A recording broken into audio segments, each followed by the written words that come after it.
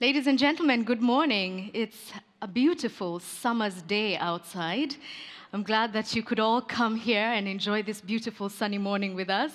My name is Edith Kimani, and I'll be taking you through the program. But very warm welcome to you all to the 2018 Symposium of the Forum Media and Development, which we will be calling FoME from here on, the silent takeover media capture in the 21st century. Now, my name definitely sounds unfamiliar here, Kimani. Some people like to say it's the key to the money. I quite like that. But I'm from Kenya, and I remember one time in May, in 2013, we were covering the election at the time. It was election day, and I was in the newsroom. I was quite a young reporter at the time, and I walked in and I found my colleagues sort of huddled in a corner whispering, and it looked rather serious. So I decided to do the respectable thing and join them uninvited. And it turns out that there was a rumor speculating in the newsroom. It was a very tense time for us, and it turns out that the owner of the media house, which we were all working for, who also happened to be the former vice president, had apparently called the newsroom to say that we need to pump the brakes, to suggest that we should cover the election in a certain type of way. Now, if you follow Kenyan elections, you'll know that in 2007 we had one of the worst bloodsheds because of post-election violence, and everyone was on edge. The media had been blamed at the time for showing raw images of people being burnt alive, being beaten in their homes, and it was said that we had fueled the flames. So in 2013, everyone was cautious. So we stood there huddled, wondering what our editors would decide, because if we were to do our job, to really do our job, we would be telling people what was happening that morning. There were people who were being killed, there were people who were being beaten in different parts of the country, but that was not on the air. But that would have been the job that we would have been doing, whether or not people liked it. If we decided not to tell the story, then we would have made our boss, the owner of the company, and a very influential politician very happy.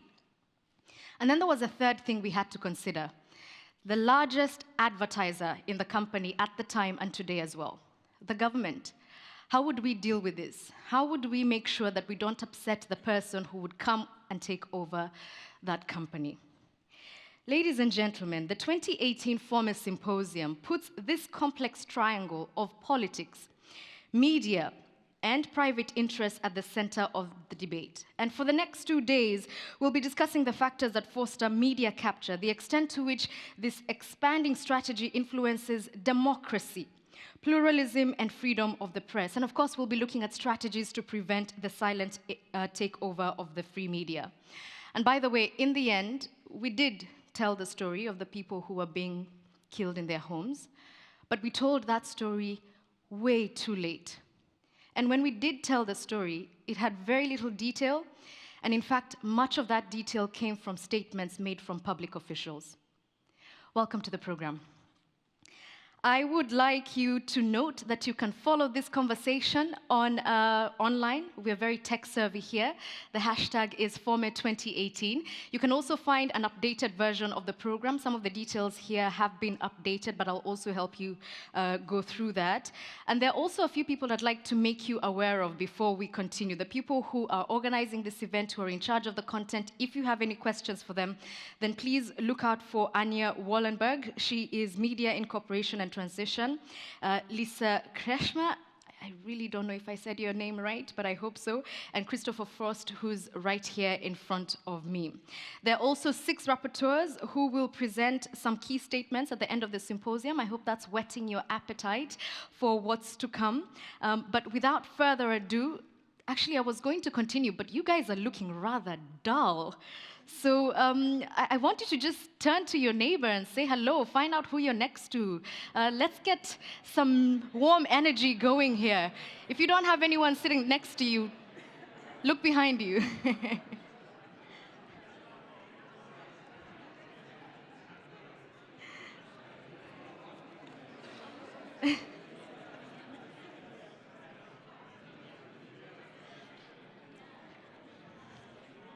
Fantastic. Thank you very much.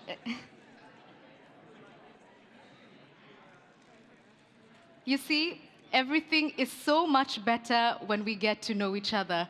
Thank you. Thank you very much.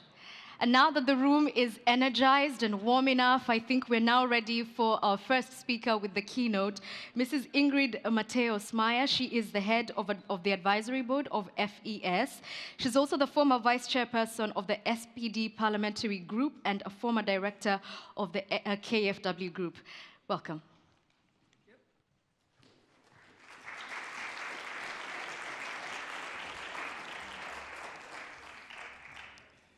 Dear Edith, Kimani. So I think to get a very energized situation and a very good mood, it would better to do it like you do it in Africa. I saw it very often, singing and dancing, and after 10 minutes of that, everybody is very active. So, ladies and gentlemen, distinguished guests, you said already what I did in Parliament, 22 years in the German Parliament, but what is more important for this topic, that I have been for 10 years the chairwoman of KfW, the very big promotional bank, especially engaged in transition countries and developing countries, and therefore I have a certain idea what is going on in these countries. It is a great pleasure for me to welcome you here to this year's symposium of Forum, Media and Development, hosted by the Friedrich-Ebert-Stiftung, this time in Berlin. You see, I'm not Mrs. Kesper, but she yesterday phoned me in Bonn, in the former capital, that she has a very strong cold, so she can't come, and she asked me to come here, so it was a tight train. I went to Berlin, so I'm here. FoME, we say FoME is the German platform for international media development initiatives. It currently includes 24 organizations working in one or another way towards strengthening independent media in developing and transition countries. In its mission statement, it says that members of FoME advocate the human right to freedom of expression and are convinced that free and independent media are essential for the development of democracies. The annual symposium is FoME's flagship event. As the Friedrich-Ebert-Stiftung, we have the honor to host the symposium this year, which marks already the 14th edition. We are strongly committed to FoME's values and believe that, to quote the mission again, that free and independent media ensure that all groups of society can participate in public opinion forming and demand transparency and accountability from political, social, and economic players. Representing a social democratic political foundation, our media-related work at FES is based on these core assumptions. Some of you may already know FES, we say in Germany FES, but for those of you who are here for the first time, let me just say a few words about FES, who we are and what we do. We are the oldest political foundation in Germany and committed to the ideas and values of social democracy. We take inspiration from the legacy of Friedrich Ebert, the first democratically elected German president, practically exactly 100 years ago. We sent the emperor to the Netherlands. We became a republic. He didn't want to do it. You can understand, but we had the uprising of the seamen in Kiel 100 years ago on the 9th of November, and then Friedrich Ebert became the first president elected by the people, and we are very happy and very proud to be that he was a social democrat. And we promote social democracy, FES, social justice and international understanding in over 100 countries. Promoting democracy and the media goes hand in hand. Especially the triangle in this brochure shows what is going on, that this triangle shows how things go together. Within the division of international cooperation, FES is particularly focusing on supporting the media in sub-Saharan Africa and Latin America, where we have specific continent-wide media projects. We promote freedom of information and the media and try to make sure that the media can exercise its function of democratic checks and controls in an effective manner.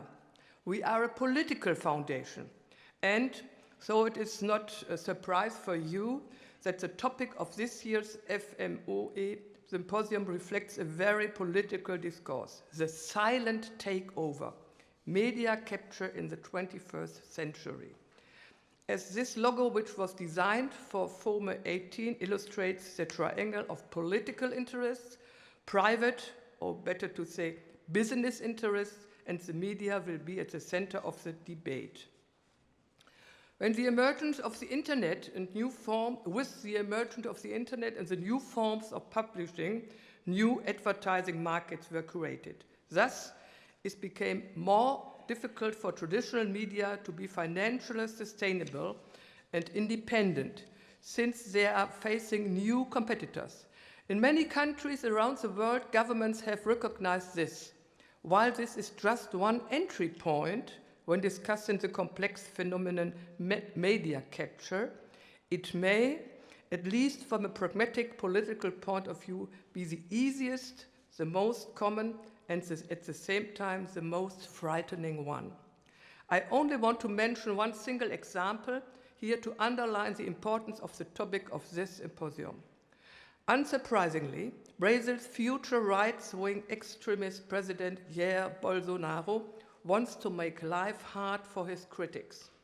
Just like US President Donald Trump, he constantly complains about fake news, although he makes fake news, as Trump does it, and claims that investigative journalists are part of the corrupt liberal establishment. And he already has an idea how to deal with critical voices from the media and how to, in his own words, destroy them. According to Bolsonaro's plan, the budget for state advertising, that is what you mentioned, the advertising by the government, of about $500 million will not be used to support critical media anymore.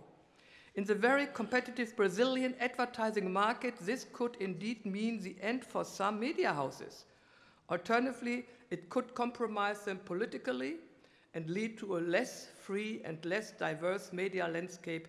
They would be captured. This example shows something that is very essential for FoME 18. Censorship, as we always know from history, today does not always have to come by direct force, but can also be the result of a process initiated through soft measures, with a result in a silent takeover. And that is very dangerous. Besides, in many cases, this business relation is far less obvious and far more personalized. A typical example would be a government representative that has relatives or close friends on the board of a media house, as it is the case in the short fictional story that you can find in the program. Overall, media capture is a danger for free, independent, and pluralistic media, and since the media is a fourth pillar of democracy for democracy itself. Today and tomorrow we will hear all the experts on this field, and we want to know more about the political implications of the issues that you will discuss here, and even more importantly, the practical consequences for your and our work, and possible solution with you will come up and should regard it as a focal point. What can we do? What have we to do? You in your countries, we in the foundations. And I have to thank everybody who has organized this symposium. You already mentioned the names. Thank you very much. And I hope you will have very good time. And now I give the word to Anya Schiffrin, the Director of Technology, Media and Communications of Columbia University. All the best to you, to Friedrich-Ebert Foundation, and to FoME. Thank you.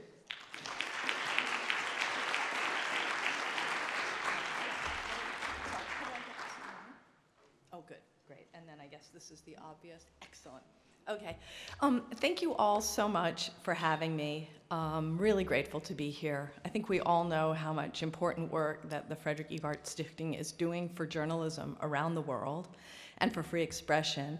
And I've been working on the subject of media capture for years now. And when I first started, we had our first conference in 2016 at Columbia. A lot of people said to me, well, what is it anyway? So it's sort of unbelievable when Christoph and Olaf and others said you're doing a 2-day conference just on this topic. I'm really glad to be here. I'm really glad to see old friends and Laura Schneider and Jan Lubinsky and Christoph Spurk, who I worked with on African muckraking. And I'm really glad to make new friends too. Nick Benecristo, who's in the audience, was one of the first people to sort of understand capture. Seema's been talking about it a lot. This is a volume that we edited, and it's free online, and we have some copies here as well. So the second reason I have to be grateful is today is Thanksgiving, and by coming here, I don't have to cook a huge turkey and lots of food for all my friends and relatives. I know there's a shortage of Americans here today, but that's okay. Those of us who are here are really glad, and it gives us a chance to get away from Donald Trump for a few minutes, and that's always really good too, because when we think about capture, we obviously have to think about Donald Trump and what's happening in our country right now with Rupert Murdoch and Sheldon Adelson.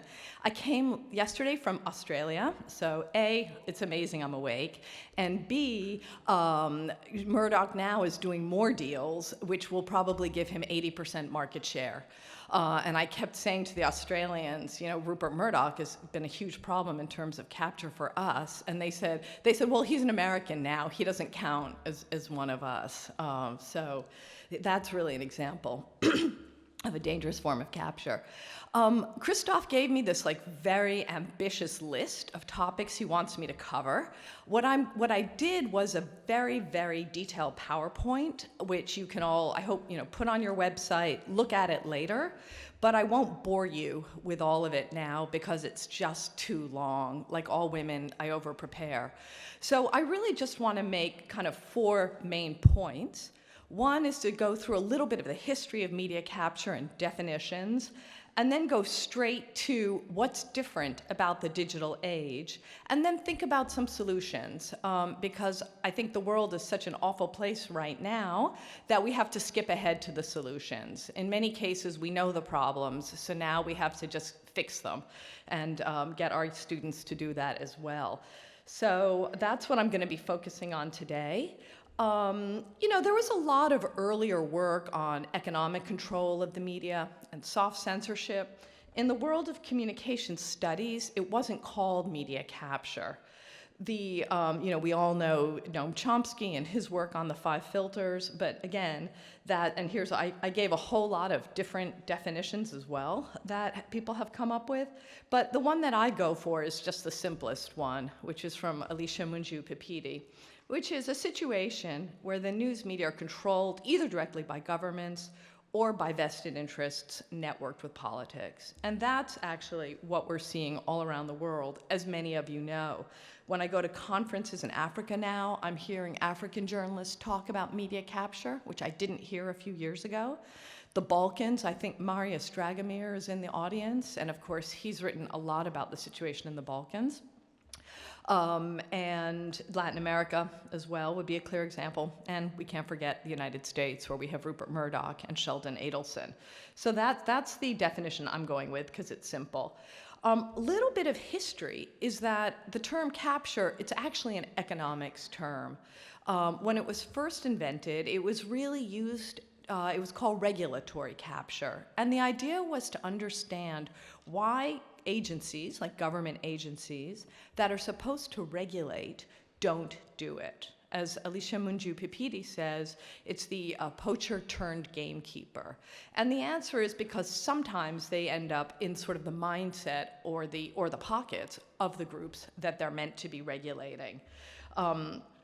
But the term media capture really got started in roughly 2005, when a small group of economists tried to understand situations around the world where the media, in theory, was free, but didn't actually act free.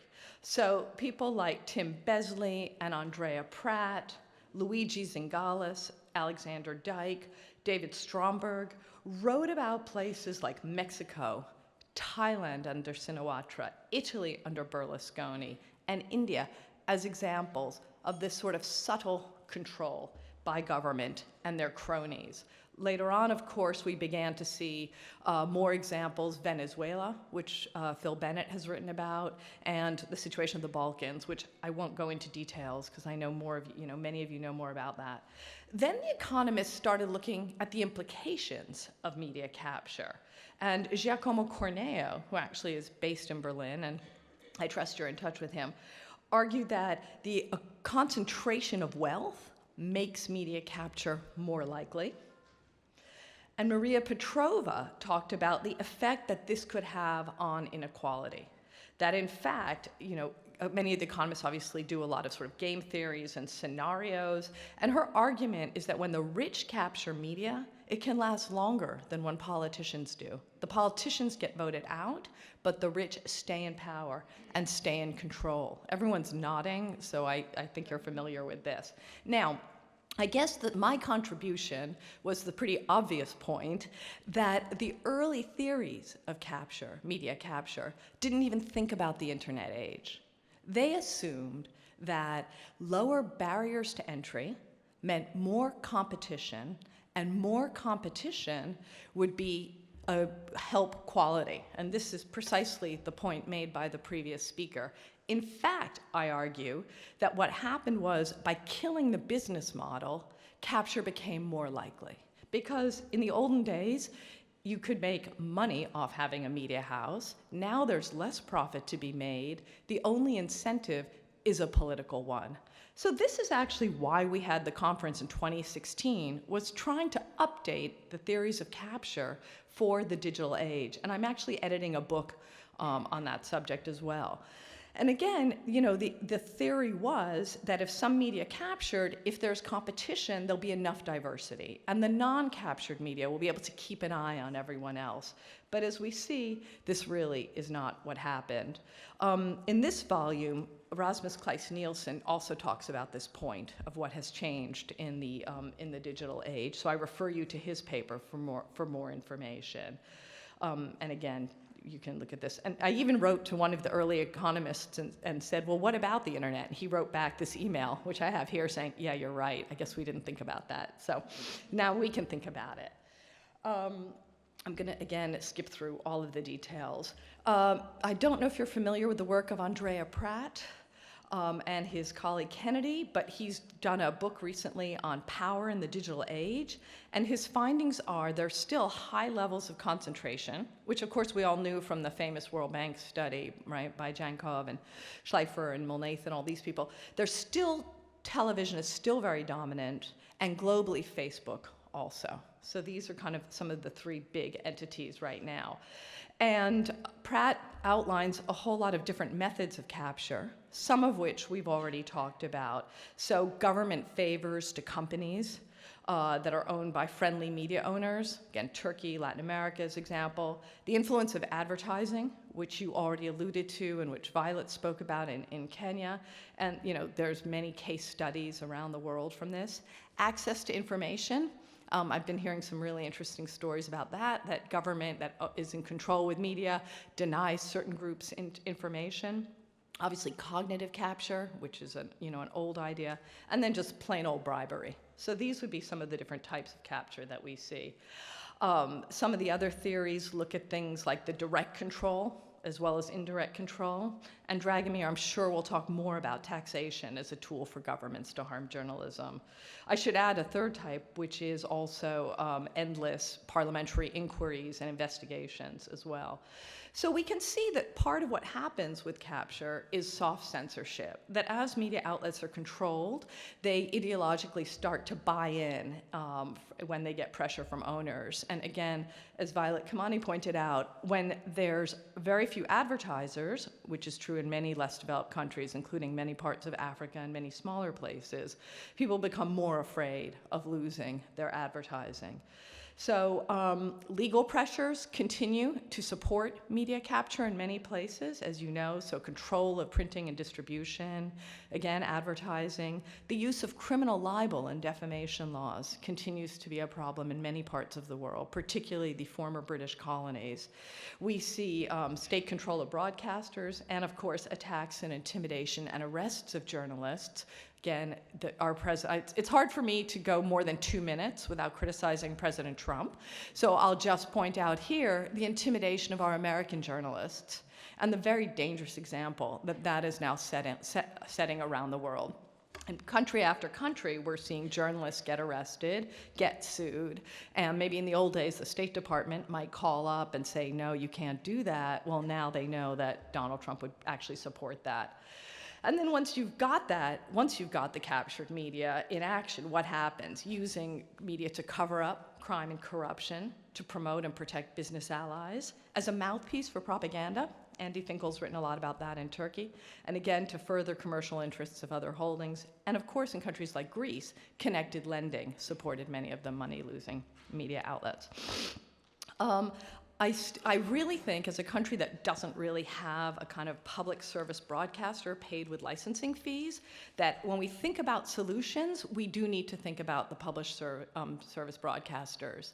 I think what we're learning in this world is that once things are gone, it's very hard to bring them back. So where we have good institutions, we need to preserve those institutions. And I understand that many people, in many countries, it's been difficult to turn the public service the state-owned media into public service broadcasters. But where it's been successful and where those outlets have trust, we need to continue to support them rather than denigrate and harass them. Again, there's some interesting work on how to do that, and I'm just giving you a couple of ideas from the Kennedy-Pratt paper. A whole new wrinkle has happened now, which is this whole problem of online propaganda and disinformation as a part of capture.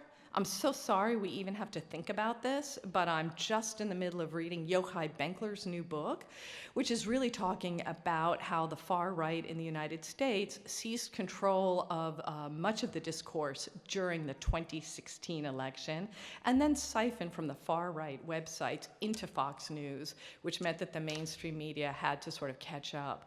So when we look at capture, I'm sorry to say we can't, again, we have to think about people like Sheldon Adelson, Breitbart, and also Rupert Murdoch, especially as we know they're trying to make a bid in Europe and getting involved in your domestic politics. So I think I've gone through some of the sort of effects of media capture, some of the ways it manifests in very quick time, and I'm now going to talk about some different types of capture and possible solutions. And as always, I'll leave the really difficult ones for the end. And by doing this, I'm hoping, again, to jumpstart the discussion a little bit into the solutions, which we need to work on this week. I think we have some overarching principles as we think about solutions. One is always supporting quality journalism and diversity of voices, finding ways when we have institutions or regulation to find some sort of bipartisan agreement. I see that Facebook is now talking about a Supreme Court that will make decisions as to what to put on their platforms with people from both sides. I think it's really tempting to fall into the trap of supporting individual outlets or individual cases, but actually I think regulation can play a crucial role, and I think, as always, we look to Europe for that regulation. I come from a country that doesn't, believe in regulation as they should. Clearly, we need to take a look at what's worked in the past and learn from good examples. And as I said before, we have to support what exists because it's hard to rebuild once it's gone. We all know the Joni Mitchell song, "They Pay Paradise and Put Up a Parking Lot." One form of capture that I think about a lot, and I've written about, and I see you have a panel on it, is philanthropy. And again, this to me, in the scheme of things, is the capture I'm least worried about at this point. But I do want to take note of the fact that around the world, many donors, Bill Gates obviously comes to mind, the Sandler Foundation, are starting to fund journalism on subjects that they personally are interested in. And in places where there is a big shortage of funding, those donors start to have an outsized influence. These charts come from a report that I wrote for SEMA. Nick Benakista did a fantastic job editing it and made some of these beautiful charts. So this is just a little snapshot of where the funding is going. And you can see that it's really for journalism by topic. We surveyed a lot of donors and grantees and dispensing organizations to find out how often are the donors making their needs felt. How often are donors saying to journalists, this is what you should cover, this isn't what you should cover. And that's all in the report. And what we found was there are actually plenty of ways to avoid the problem. And there are methods of building firewalls, many of which, of course, have been in place in Northern Europe. And we surveyed people and said, do you think voluntary guidelines could help address this problem? Overwhelmingly, people said yes. So just putting it out there, because you're going to have a panel on this topic, again, not the scariest form of capture that there is. Second form of capture was already alluded to, which is the advertising and the effect of advertising. And many people have written about the effect of advertising, especially in less developed countries where there are fewer advertisers. I'm starting to think that advertising may be a less important form of capture now, simply because there's so little of it left. And what we're seeing, and Janine Warner will talk about this, is many smaller outlets are now turning to audiences for money. So I think advertising is still a type of capture. Not sure how much we need to worry about it versus ownership, but again, putting it out there because for many parts of the world, it still really matters. And there are some great guidelines that have been tried and put into place in other countries as to how to handle government-funded advertising. I think Canada really learned from the mistakes made in Australia. Obviously, Argentina is another example. So there are good guidelines out there. So unfortunately, as I mentioned, the digital era has created new forms and new incentives for capture. Again, by scooping up all of this money, the media and audience, the media platforms now have a tremendous amount of power. And that's a disturbing problem, which I know we're going to get into later. And then the other problem with online advertising is now the ability to do all the micro-targeting and directing information, particularly to people. And in the US, we don't really have many disclosure guidelines. We don't know in the last election who saw what kind of lies they were told. And all of the old regulations of equal time and the fairness doctrine are now much harder to enforce. It was much simpler when it was give 5 minutes to each politician on the public service broadcaster. Those are gone. Japan tried them for a while and actually just scrapped them last year. So it's the whole capture of online advertising is difficult. Another new opportunity for capture is political transition. Many of you worked in countries that had gotten rid of the old dictatorships. People were saying at dinner last night how much hope there was that political transition would bring about a new chance for democracy. And instead, what we saw was capture of the media in many places. I would even argue that we're going through political transition in the US right now, and that's also creating new opportunities of capture. So I want to hear some examples: Czech Republic, the Balkans, Hong Kong after '97, Myanmar as well are some examples of that. And then another kind of sort of new form of government and capture is what the Committee to Protect Journalists calls the democratators. So they're democratically elected, and they believe in what Chomsky called manufacturing consent. So they bring in their cronies to help them create sort of state-run mouthpieces. And again, I see a lot of nodding in the audience, so you know what I'm talking about. This is a very common form, but it's still a kind of censorship. Again, lots of examples from around the world as well of crony-owned media connected to the government. We have a whole lot of detail on Turkey because so much has been written. The thing about bad examples is it becomes data for researchers, so we've got that. And then, what do we do in these situations, right? What are the levers that we can do? And Christoph asked me to think about, media development organizations and what is their role, which I'm sure we'll discuss this week. Do we work on laws that prevent cross-ownership, new ways of raising advertising revenues? Do we promote community radio, public broadcasting? Is naming and shaming even effective in this day and age? And what can we do to create a truly free press? Is it national regulation, EU regulation, best practices for media owners? So these are some of the levers that we can think about. As an American, whenever I get really depressed, I pick up my favorite book, State Aid for Newspapers, which was published by Axel Springer. And that has case studies from all around Europe and examples of how different legislation has been created there. I strongly recommend this book for anyone who's really thinking about policy. And I would add also that Kleis Nielsen and Geert Linnenbank did a study in 2011 of 6 European case studies. So there are a range of methods in Europe, including direct intervention and direct subsidy, but also more narrow attitudes as well, such as in the UK, where people just look at competition law. So I can talk more about that. As I was preparing for this talk, I was talking to different people about what can be done, and Mark Nelson from the Center of International Media Assistance, who's not here today because he has to be home eating turkey with his family, said, don't forget internet governance. And SEMA is now working very hard on bringing people from the Global South to conferences and sessions to understand more about internet governance. My response was, oh God, another thing we have to worry about. I think we already have such a huge agenda, but I don't think we can ignore internet governance anymore. Andrea Pratt also believes that regulation of cross-ownership needs to be dramatically changed, that competition authorities traditionally, especially in places like the UK and the US, looked very narrowly at mergers. They simply looked at did prices go up or not. But what actually matters from a capture point of view is whether or not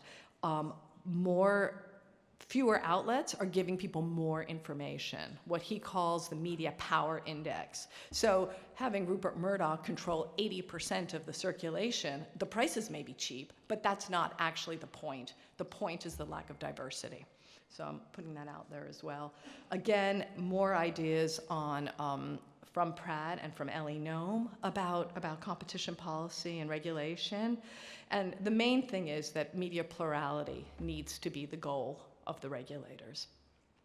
The platforms are another whole subject. We could just do an entire week purely on the platform, so I won't go into it in detail here, but I'll say that the media power in terms of access to information, the control of advertising, and the fact that small outlets and large ones around the world have had to fundamentally reshape their storytelling and the way they do business in order to work with the platforms. That gives the platforms have seized a huge amount of power, and how we're going to think about that, I'm not even sure. There's so many different proposals. What a lot of people have done around the world is looked at direct news provision as a possible solution, so that where the media is captured or controlled, we can at least make sure there are alternative voices, whether those be public service broadcasters, whether those be smaller outlets. Again, I think that where possible, we should go big. And so if we can support the public service broadcasters, we've got to do that. Having lots of small outlets may not give us the scale that we actually need when we're dealing with large networked corporate interests. Again, I think that media development organizations are already doing many things, including funding efforts to boost local news, trying to boost media trust, trying to boost media literacy, and promoting ethics and codes of conduct, which I know we'll be hearing about from some of our colleagues. So those are all some of the things that are being tried at the moment. I think they're important. I worry that they're very small scale. Again, we've got great examples from all over Europe, and so I really hope that we can learn from some of those. And I know that many colleagues in this room are far more familiar than I am, so I salute them. Then the other thing is a network of groups that are trying to verify information, do fact-checking, showing mistakes, and building media trust. Obviously, Germany is the lead in this. We have a PhD student at Columbia who's simply right now spending all her time in Germany learning about what the journalists are doing here to build bridges with communities. Sweden would be another example. But there are efforts all over the world, and I've written a little bit about that, and if anyone wants more information. I think that Emily Bell has given us a word of caution, which we need to think about when we think about capture, which is the world needs more good journalism, and that's essential for democracy, but that's not necessarily going to drive out the bad news, the disinformation, the fake news that's being circulated online. So let's not conflate two problems. Building up local media is important, but it's not going to solve this larger overall problem, in my view. Another big idea, which has been sort of circulating recently, and if anyone wants to work on this, please let me know, is creating some sort of global fund for journalism, and maybe getting funds from Google and Facebook and different governments that benefit from investigative journalism, and figuring out a way to allocate that to support investigative journalism around the world. So let me know if you're interested. My last slide. Thanks for letting me race through it. So we need to look to best practices around the world to find ways to promote diversity. We should absolutely support regulation on ownership and competition. We should support, where appropriate, the public service broadcasters. I think that creating a global fund for investigative journalism is a bold new idea that we can get behind. And we really need to come to grips with what good laws would look like. I think before Donald Trump in the US, we were almost a little relaxed about laws because we thought there's goodwill, we're on the same page, you don't have to write everything down, and we didn't realize how bad, how when certain people, like Donald Trump, become unmoored from civilization, from norms, from Enlightenment principles, and from honesty, they're totally unleashed. Trump will lie every day, all the time, about everything, and will then just change what he said 5 minutes later. So when you're dealing with people like that, you actually need to have better regulation and more constraints, because the lesson is we can't really trust people to just behave well. That's over. And then the other thing is we have an expression in English which is sticking to our knitting. Sometimes the most important things are the unsexy, boring things that we've been doing for years. So I think it's really important not to get too excited about like the latest startup, the latest app, the latest innovation, the latest pilot project, but to be aware that sometimes we need to stick to the things that have worked and just push those out further. So thank you very much, and I'm looking forward to the conversation.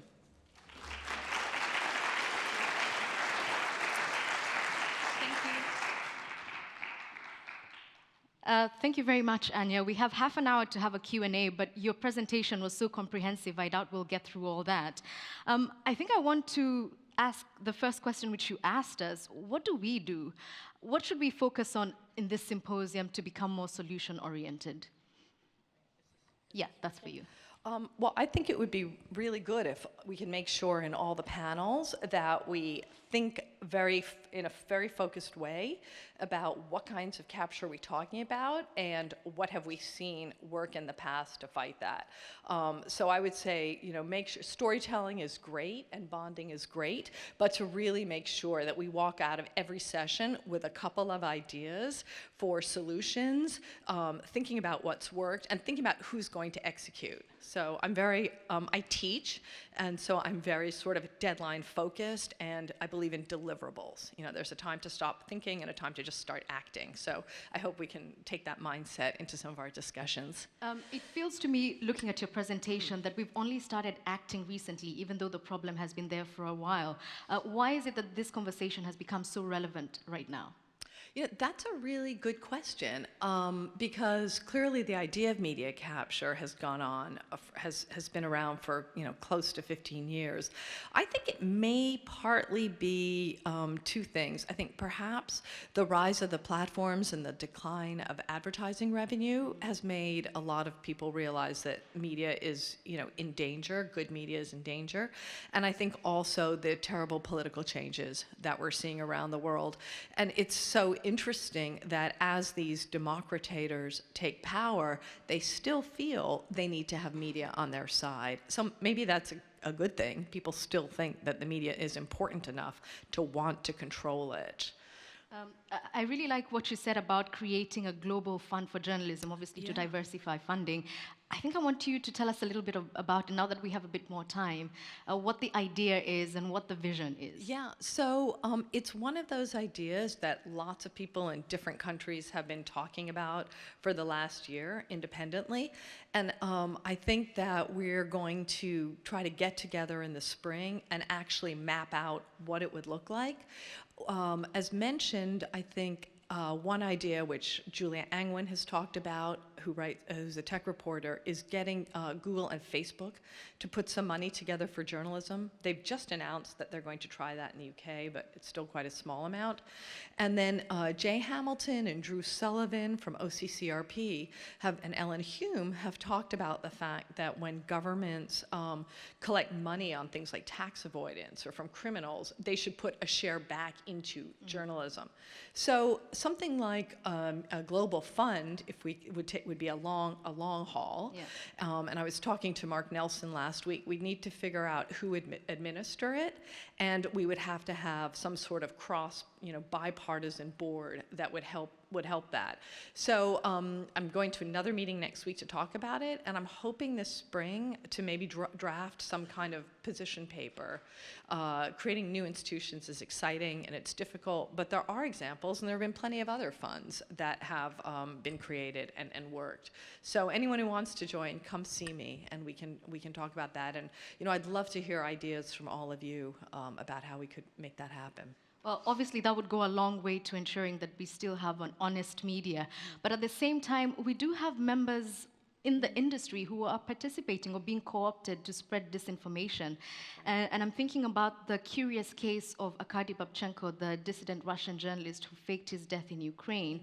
How does this erode some of the work that we're trying to do here today? Yeah, well, I'm most familiar with what's going on in the United States, where I would say there's much less of a consensus as to what is good journalism practice at this point.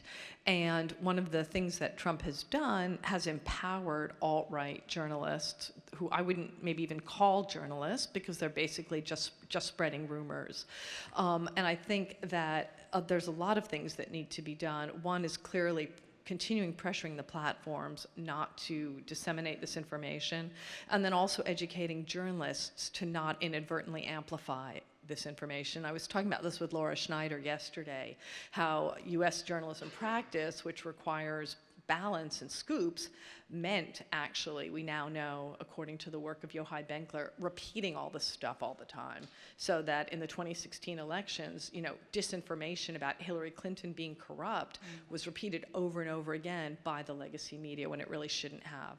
So that's also something that we're going to have to work on too. All right. One of the statements you made, which I thought was really interesting, the media appeared to be free, but actually wasn't. Would you say that this is true of the media as it exists in 2018?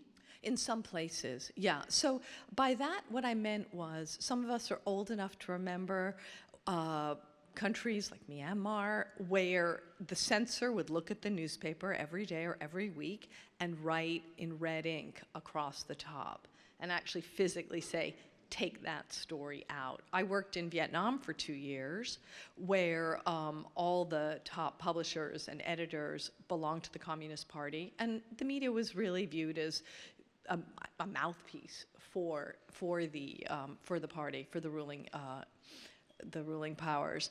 And I think what happened after the democratic transitions in many countries is it seemed like the media was free, and instead we wound up with this triangle that we're talking about, where political interests teamed up with business interests to create a closed Yeah, let's media talk society. about this triangle, because, Frau Ingrid said it, Yeah. it is very scary. You look at it and it seems like it's an impenetrable formula. Is there any way to break out of it? Again, I think it depends in each country, and coming back from capture, I think, is really hard. I think that regulation will be essential in some places, but I don't think there's one single thing we can do. I think it's going to have to be a mixture of building up alternative news sources, putting in regulations on ownership and advertising, And I think it's going to be a long haul. You know, it may be, I don't want to say we have to give up, but there are clearly some systems where the dominant narrative and control will remain dominant, but will be at least providing for some alternative voices as well. Anya, Schiffrin, thank you for your presentation and for your answers. Obviously, we've managed to wrap up a lot sooner than expected. That means we'll have a longer coffee break, have 2 or 3 if you wish. It's going to be right by the entrance, and we'll meet back here in 1 hour? Half an hour. Okay, I'm looking to Christopher. Okay, some questions from the audience. Fantastic idea. Yes, please. Sure. First of all, Anya, I really identify with that sense of relief when you're outside of the US environment and can get a little bit of perspective. I'm a dual national, US and UK, and I think I'm thinking of requesting asylum. I really agreed with all of the big solutions, the identification of the issues and the big solutions that you were suggesting. There was a line in one of your slides that said, developing media policy literacy in civil society is critical. And I wonder how much we also need to pay attention to the users of the media, the readers of the media, to start developing a strategic way that we educate them to identify disinformation and fake news. Because unless we have an educated civil society, all of the big solutions will not work. There are perhaps two major classes. There are those who really don't understand and just see something interesting and they share it and they believe it. And there are others who, as we've seen from Trump's supporters, know that it's a lie and don't care. And so we also need to figure out ways to identify what is the process for identifying right information, but also why should you care whether it's fake or not? So there's definitely a renewed interest in media literacy in many parts of the world. And I think that foundations and Google and Facebook are putting money into it because it seems like something that we can do, you know, fairly easily, right? It's easier to teach school kids how to read the newspaper, maybe, than to change our ownership laws. I've been writing a little bit about media literacy and media trust, and in fact, in the United States, we had an NGO at Columbia University in the 1930s that was founded by a journalist who tried to teach media literacy. It was called the Institute for Propaganda Analysis. I have a few things to say, which I think clearly media literacy is important. I think that we can probably learn a lot from Germany, and I'm hoping while I'm here to find out more about it. But 2 thoughts. One is that the data on whether it works is very, very shaky, actually, and that's different. And it's partly a methodological problem because it's very hard to trace media impact. So many people are doing it, but they're not able to show whether it's effective. And you can imagine that's why, right? If you teach kids to look at the newspaper and to figure out what's true and what's not, and then you go back to them, a lot of the studies go back to them 1 month or 6 months later, still don't know what are the other influences in their life and how long it will last for. So that's one point. I think we don't have good enough data on what works with media literacy. The other point is that, Google and Facebook love it because it takes the blame away from them. That's the thing, right? They've turned it into a situation where it's the journalist's fault for producing dreck, and it's the audience's fault for being stupid. Well, it's also their fault for disseminating, lies and disinformation. So I think it's important. I think we need to keep doing it, and I think people are going to keep doing it. But the other problem is it's going to take years, maybe, to have an effect. So I don't want to criticize. And anybody in this room who knows about media literacy, please, come talk to me because I'd love to learn more about what actually works. I actually have a follow-up question on that, because when you talk about disinformation, I wonder if we should start categorizing it and maybe explicitly define it, because native advertising, for example, is that its own kind of capture Yeah, so I'm a little reluctant to get into the disinformation propaganda story because that has become a huge, huge time suck for all of us in the United States. Many of you in the room know me as the global muckraking, African muckraking lady, and now I've had to put all that aside to work on disinformation and propaganda. So, you know, I'm worried that we shouldn't get too far away from sort of capture, qua capture, but clearly there are some great definitions and great taxonomies of disinformation, and I would refer you to Claire Wardle's report for the EU. I would refer you to some of the work that's being done by Reporters Without Borders, many of whom are in this room, and I would also refer you to the new book by Yochai Benkler, which has an excellent taxonomy of who is putting it out there and how it's working. So, yeah. And I can share my slides. I have a whole other disinformation slide deck as well. All right, I see two ladies, but I think she stood up first. Yeah. Great. Carola Richter from Freie University. Thank you so much for the talk, but you were emphasizing regulation as one of the main solutions that we should look at. How do we ensure that the regulators are not captured? I mean, looking at the political transitional countries, we always see that, well, the politicians or whoever put those people in the place of regulation which are loyal to them. And even in the US, we have these struggles now with regard to the Supreme Court, so putting their people in the positions. So how do we ensure that regulation is really doing what it should do? I actually think that's one of the main things that we should be working on. And I think that we should be bringing in people from countries that have managed to regulate. As mentioned, there's good practices in many parts of Europe and in Canada. And I think also, as I mentioned, we have to be much more careful now about what we mean and not assume that goodwill will prevail. In the US, we're having a lot of conversations about the Supreme Court and talking about term limits for our judges. Maybe each president can appoint maximum of 2, and then just make sure that they don't serve for longer than 15 years. So I think so those are the kinds of things that we're thinking about at home. Yeah. Yes, please. My name is Maria Paz Lopez. I'm a Spanish journalist working for a Spanish newspaper as foreign correspondent here in Berlin, but I'm also a board director of the International Association of Religion Journalists, which is a group that tries to promote best practices in religion journalism worldwide. Most of our members are based in countries in political transition and in the global south. So lately we are focusing on work on the relationship between freedom of the press and freedom of religion. And I was wondering if you have any examples of moments in which this media capture goes into this topic, such as religious groups taking over media and promoting an agenda that favors their religion or to attack other religious groups. Really interesting. I don't at the top of my head, but I can think of some likely examples that we can talk about afterwards, actually. Yeah. I don't want to, there's some places I can think of, but I don't want to start criticizing different countries without doing a bit more homework. But let's talk about that afterwards. I mean, certainly in the US, we obviously have a lot of like nutty evangelical broadcasts and radio programs. That's for sure. And I have some ideas about other places. Yeah, and some stuff you could read as well. So let's talk later. Thank you.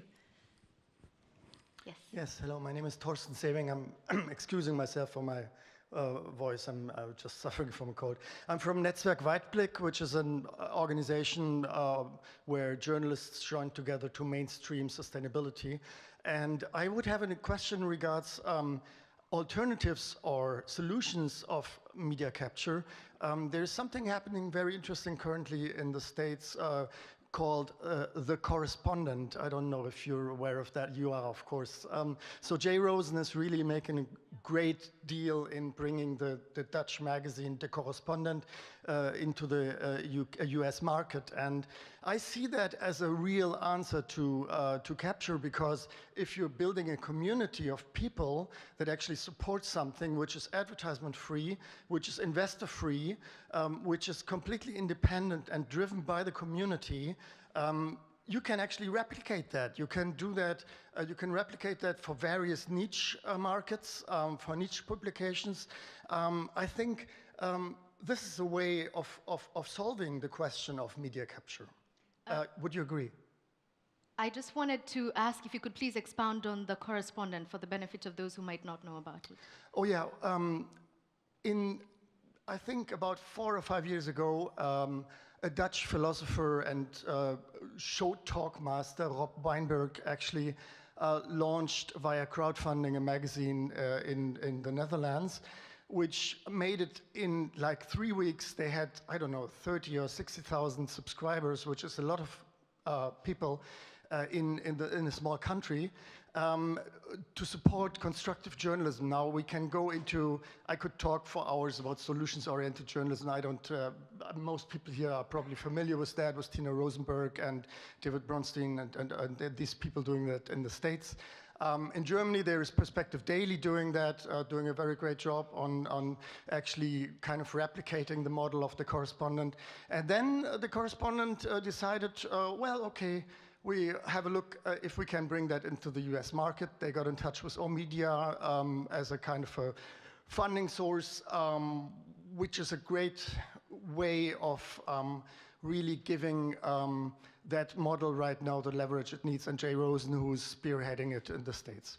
Thank you, Mr. Torsten. So I suppose the question for you was, is this a model that can be scaled? Well, I think everyone has been heartened by the success of The Correspondent, and it would be wonderful if it works. I guess I have two thoughts. One is that I don't know really whether crowdfunding can work in countries with per capita GDP of, let's say, below $12,000 to $15,000. I feel like the successful examples mostly tend to be from higher income countries, so it may not work in poor places. And then the other thing, of course, is, and I don't think we can solve everything in the world, so I'm sorry to raise it, but clearly that won't solve the sort of we have a polarized and a fragmented media environment now. So all those people that are looking at Breitbart and Fox News and believing the garbage that they're hearing may not be the people that are looking at The Correspondent. Doesn't mean it's not a great idea, and I wish them well, and I'll be watching closely, but it may turn out to be a niche thing, which isn't to say that it can't still have influence. I mean, what the New York Times is doing and the Washington Post is doing, sort of every single day, chipping away at the lies or at the disinformation. And clearly, we can't, as people that believe in journalism and believe in democracy, we can't ever stop doing that. So, but we also have to be aware that in this new world of fragmented information sources, it may not have the effect, as much of an effect as we want. We still have to keep doing it. I mean, that's like a lot of these things, right? Gentlemen. I'm Jan Lublinski. I work for the W Academy. Thank you very much, Anya, for your brilliant presentation, as always.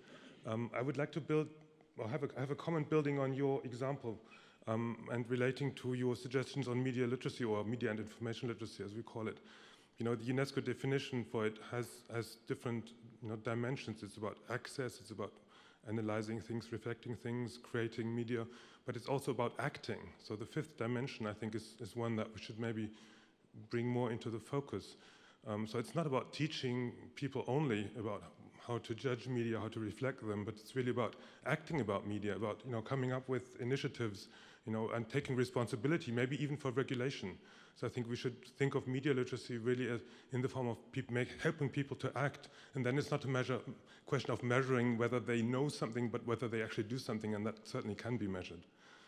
Jan, as always, I learned so much from you, so thank you for that, that correction. I will say, by the way, since everyone's interested in disinformation, that at MIT, there are some people who are trying little experiments where they get people to do something that involves like a calculation or thinking logically, like adding 2 + 2. And then once they've got people in a sort of logical frame of mind, they send them a little prompt saying, by the way, don't forward that piece of disinformation. So it's sort of hoping that people are forwarding garbage just because they're not really thinking, and if we can kind of prompt them to think. I think, Jan, what you're talking about is larger scale than that, and hoping very much that we'll have a chance to talk during the coffee break. Thanks again. By the way, in connection to that, there will be a conversation about media sustainability and viability, which will also have part of the work that DW Academy is doing tomorrow. So we'll have a question from the gentleman, and then Mrs. Matthäus-Meier has one as well. Yeah, good morning. My name is Francisco Robles from Free University. Do you think that, to some extent, in some countries, media capture can be or can have positive outcomes? I'm thinking about, like, in Central America, where I found that the first leftist government in El Salvador captured the media and was successful because of that to promote social policies. So, interesting. Is there some? Yeah, I think that sounds to me, I mean, that sounds like messaging, right? So we have to think a little bit about whether or not we think that the free media's role is to message. But I think you've touched on something very important, which you probably know more about than I do, which is that the many countries, you know, Venezuela, Ecuador, Bolivia, Paraguay, where because the media was so controlled by businesses, governments that came in started cracking down on the media because they resented that capture. And I'd love to hear some good examples. I keep thinking of all the bad things that happened, you know, such as the laws that Correa passed in Ecuador sounded like they made sense, like the right to reply, but ended up really being gamed.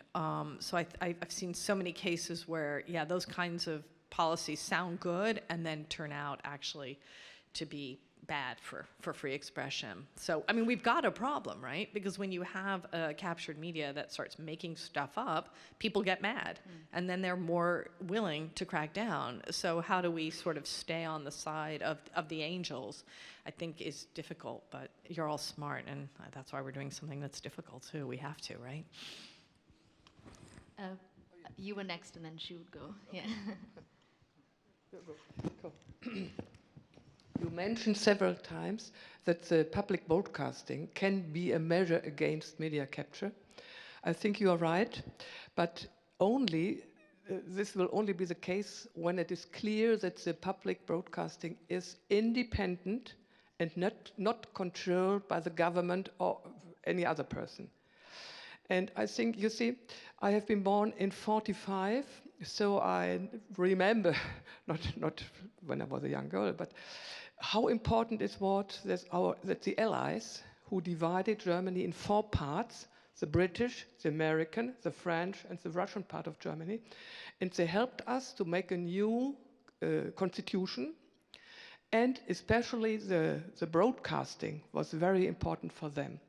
And they helped us to institute this broadcasting, what we have still today, and they had a good eye because of the legacy of the Nazi regime. Especially the British knew very well what it meant when Mr. Goebbels, with the Volksempfänger, with the radio, every day, every hour, he told the people that Nazi is a good thing, that Jews are bad men, humans, and the Russians, and that victories all over the... So it was really a problem. And they said, they helped us to make this new broadcasting, but independent. And what is important, the broadcasting, the public broadcasting, is laid down in our human rights in the Constitution. It's Article 5. We have 19 articles which resemble to the UN human rights or to the European human rights. 19 articles, very important, freedom of religion and the freedom of the press, the information and the broadcasting. And what is even more important, our Supreme Court, which is called the Bundesverfassungsgericht, the federal Constitutions Court, they look on whether the government, the government of the Bund or the Länder, whether he does things concerning the public broadcasting which is not good. And there are several judgments for years and years that this Bundesverfassungsgericht is very much in favor of this Article 5. So and what is important, we have not only one channel, so that's dangerous. So we have two big channels, Yes. the first and the second. And the first one, they have in the 16 Länder, some made a channel together, there are 9 agencies. So they bring their special situations on television, on radio, about, let's say, North Rhine-Westphalia or Berlin, Brandenburg. That is very important. Sometimes it's a bit annoying to have these 9 agencies to bring together, but all together it's very important that that you control and that the possibility to do something is divided. And what is very important, one of these judgments said that the politicians in the supervisory boards are not allowed to have more than, I think they said 1/3 or 1/4. I don't remember. It was more. So they had to change the law so that the politicians had to go out and the social society, the representatives from sport and seniors and the religions are in these supervisory board. And what is important, because someone asked concerning the freedom of religion, I belong to those, meanwhile, 36% of German people who are not in a church. And we said, what's that? In the regulation board, the Rundfunkrat, there is the one church, the other church, and perhaps even the Muslim, and not us. And as, for example, in North Rhine-Westphalia, that's the biggest state where I live, I was elected for the secular people in this country. I'm working on the Rundfunkrat, and we really try to control. And for example, we have seen a special format, and that was anti-Jewish. So of course, we discuss this in this regulatory board. Is it good? Who did it? Why, and so on. So the problem is that I think this form, you will not have it very often in other countries, because you need two-thirds in Germany to change it, and that is very good. We are lucky that you need two-thirds of the population to change it, because normally you don't get it. And it is not, I think it's clear, the only party in the parliament, the rightist now, you remember the AfD, Alternative for Deutschland, they are against the public broadcasting. They say 1750 euro a month for all that are fake news, they are paid by the government, and they're the only party who says, we do not want that. And it's very clear that it's especially these rightists, very near to former Nazism, against migrants, against Jewish. So our luck is that you need two-thirds to change that. So it's we have problems too, but altogether I think it's a good way against media capture. Thank you. Thank you very much, Mrs. Matthäus-Meier. Sorry for keeping you standing so long. Thank you. That's fine. This was really interesting and very good, I think, link to what I would like to ask. All these institutions and mechanisms and bodies do not, I'll say, my name is Mira Milosevic from Global Forum for Media Development. So these mechanisms are not even beginning to emerge in digital. And thank you very much for your presentation. It was very inspiring, gave us a lot of food for thought and a fantastic reading list. We are working with a lot of our members on what you mentioned as internet governance. And not only that a lot of these mechanisms are not even emerging, but the journalism and media community doesn't have a space within internet governance community, and we are working hard with Deutsche Welle, Article 19, CIMA, and other members to create it. But the question is for you, did you see or are you looking at the correlation between media capture and data capture? We are finding that big platforms and internet giants actually draw their power from ownership of huge amounts of data. And there is not even close competition to the big 4 or 6 companies. And we're seeing that that's a crucial conversation also for our new public spaces in digital. But there is very little on relationship between media capture and let's call it data capture. So any thoughts on that? That's, is this working? Great. That's really important, and I'm so glad that you're thinking about this. And I have a couple of thoughts. One, just to make things worse, look at China, which obviously is able to scoop up more data than anyone else, and therefore will have an enormous economic advantage in the years to come. So the second thing is that some of the people I know in the US are starting to look at ways that are sort of more market-based of letting people control their data, monetize their data, sell their data. This is like a typical US approach, right? Like if it's a problem, turn it into a free market thing. I'd love to know your thoughts, because I'm skeptical that that informed consent is really possible. I'd also love to learn more about some of the European laws. I've been told that there are countries where it's not really allowed to do cross-listing of data, and where micro-targeting is actually just forbidden. So hopefully we can talk more and I can learn more from you, because I think you've raised a really important point. Thank you. Thanks, Mira. These will be the last two questions. We'll begin with you. Thank you. My name is Taras Yatsenko. I'm CEO and co-founder of local independent media called Your City, based in Lviv, Ukraine. And I'm very thankful for a really exciting start of this symposium. Just to follow up shortly one of the former questions about when it was mentioned about the correspondent and possibility of scaling, I will just make a small teaser that tomorrow we'll speak at our panel with Mira Milosevic and Fatima and Vitomir about, I will talk about our model, which has also a solution for this, but which is different from the correspondent on a local scale. But we also will try to experiment soon with a broader scale, and then you'll have the result. Is it possible to do such a crowdfunding in countries with low GDP? But I have also a question to you. You mentioned about donors capture. I see it quite often in Ukraine.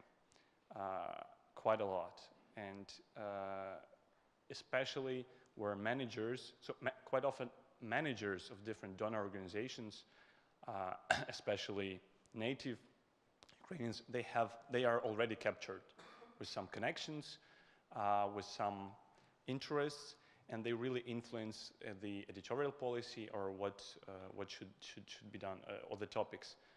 How do you think what should be changed? What may change their attitude?